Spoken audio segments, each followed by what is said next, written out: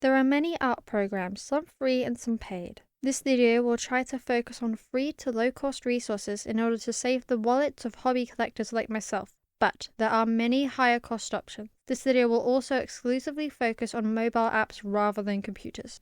The first app I'll mention is the app that I personally use, Ibis Paint X. It's available on both Android and Apple devices. It's also available on computers, but that version isn't as good as other programs that are more optimized for computers. This app is free to an extent. You need to watch a short advert in order to unlock the brushes for 4 hours, and you'll have adverts on the top and bottom of your screen at all times. You can get rid of the adverts if you pay for a subscription, but it is not necessary. The subscription also gives you access to more filters and such, but again, they're not required for digital art. I personally just use the free version.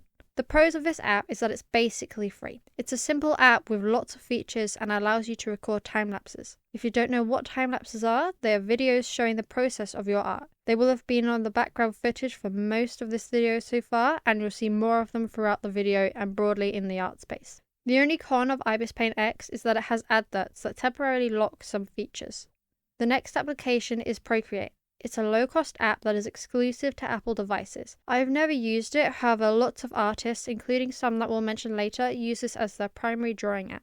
I'm not comfortable discussing the pros and cons of this app since, as stated previously, I've never used it. But there are many videos online, some of which I'll put in the description and cards above for you to watch next. Next, we'll go through devices, more specifically tablets. There are 3 types of tablets that people use: a normal tablet/iPad, a graphics tablet, and a graphics tablet with a screen. You can start with a normal tablet or iPad when learning how to first draw digitally. In fact, many artists use their tablets even in their professional lives. One key thing you'll notice in the art world is that when people are using tablets, they're almost always using the iPad. While the iPad is not a necessity, many artists like it as Procreate is a notoriously good app. Personally, I don't think having an iPad in particular is important. What is important, however, is the size of the screen. You need to have enough screen space to see what you're doing. Anything more than 10 inches will be perfectly fine when you're just starting. For reference, I use an 11-inch screen. The next important thing to factor in is if you can use a pen/stylus with your device. If not, you lose out on many features such as pen sensitivity, which makes the art process much more tolerable. While this is not an immediate buy, if you're just getting started and you don't have a tablet at all, this should definitely be high on your priority list. Whatever brand you get does not matter, but as said previously, many buy iPads. The next is graphic tablets. This is another type of tablet, however they don't have a screen. To use these, you are going to need an external monitor and another application such as Clip Studio Paint. These can be cheaper than tablets since they don't have a screen. However, the cost can add up when buying a monitor. For reference, mine retails on Amazon for £99, but I got it for 30 quid on eBay and it works just like new. They come with a pen and a drawing glove. There is more of a skill curve for these tablets, but they aren't too difficult and they're very good for ergonomics since you aren't looking down at a screen like you are with other tablet types. Finally, we have what tends to be the most expensive option in my opinion, graphics tablets with a screen. These tablets are purpose-built for digital art and come with a pen and a drawing glove. See this option as the final boss of digital art tablets. You shouldn't start out with this unless you have a serious need for a bigger screen since they can be very expensive. The cheapest XP pen tablet on the official site is more than £200 and that's with it on sale. The 2 main brands I see around are XP Pen and Wacom. My own graphics tablet is from XP Pen. They're both virtually the same from my understanding, so I would suggest shopping around for prices over brand loyalty. Again, there is a second-hand market on eBay for these tablets which could lead to massive savings. XP Pen's and Wacom's websites will both be linked in the cards and the description. If you don't have a tablet at all, then you should actually start by downloading an app like Ibis Paint X on your phone. While the small screen will be hard to work with, it will still get you started, so it's totally worth a try until you can get a tablet. Studying the fundamentals is arguably the fastest way to see an improvement. The main fundamentals are colors, values, perspective, anatomy, composition, form, lighting, proportions, shape, line work, and texture. All of these are important overall, but certain fundamentals will be more important than others depending on what you choose to draw. For example, anatomy won't be important if you just want to draw backgrounds.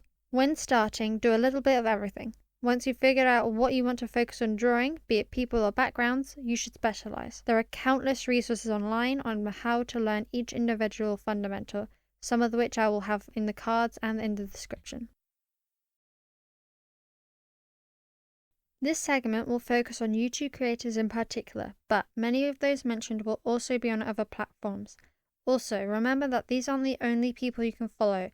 Explore your interests and look for creators that fit your needs and preferences. This segment is just to get your algorithm to show you relevant content. When looking for people to follow, you should have a good mix of both professionals and beginner artists. Professionals can teach you correct practices, while beginner artists are people that you can grow with and to an extent hold yourself comfortable with. However, it's important to ensure that you don't compare yourself to these people. They are creating videos, meaning that they are drawing a lot more often than they show on screen. They will have more time to draw than you as well, since they may be doing this for a living. The first professional creator would be Sam Desarts, a wildly popular artist based in Toronto who recently released his first art book. He posts lots of different content, all on the art niche. His reaction and art tips content is my personal favourite. The next artist would be Pcat. They're a Hong Kong-based intermediate to pro-level artist. Their channel has over 200 videos dedicated to art tips and critique. Finally, the next professional artist is Colleen. She's a Philippines-based artist known for her art style and roasting videos. If you like a more controversial humour, then her videos are definitely for you. Moving on to the beginner artists. We'll start with Rena. They're a beginner artist that posts informative yet entertaining videos documenting the progress in their journey. Their videos can be a good source of challenges for yourself to try and get better. For example, you could try to draw 200 poses just like they did. I've linked them in the description and in the cards above. However, it can be annoying to find them online as the username is just Rena. When I search for their videos, I type Rena Art Journey instead. Next, I'll move on to the most blatant self-plug ever with my own channel. I'm a beginner artist that's posting their art journey. I've been drawing since around 2021, but I really focused on art in 2022. I've got an active series on what I'm drawing every month and plan to post videos about my world building for my OCs and tips that I find useful. Figuring out what you want to draw is a long process that can be immediate as you naturally gravitate to some things or take a long time. You don't need to niche down to the point where it's the only thing you draw though. It's just the things that you enjoy drawing the most. It's important that as a beginner you challenge yourself incrementally. If you love drawing people but hate drawing backgrounds, you should start by doing basic backgrounds and then moving on to more detailed scenes. If you try to jump into something you don't like, you'll only demotivate yourself and may even stop drawing for some time. The next step is to just practice. You can only get better at something if you practice it. One thing to keep in mind when drawing is progress is not linear. You're going to draw a fantastic piece followed by some bad doodles. That's just how art works. Art is a lottery and you can only increase your odds by getting experience and learning. However, something that is mentioned often in Draw With Me content is that people will do warm-up sketches before they draw a big piece. This warms up their hands and arms so that when they move on to the big drawing, they will have activated their muscle memory, so to speak. You may want to give this a try one day and see if this helps when drawing.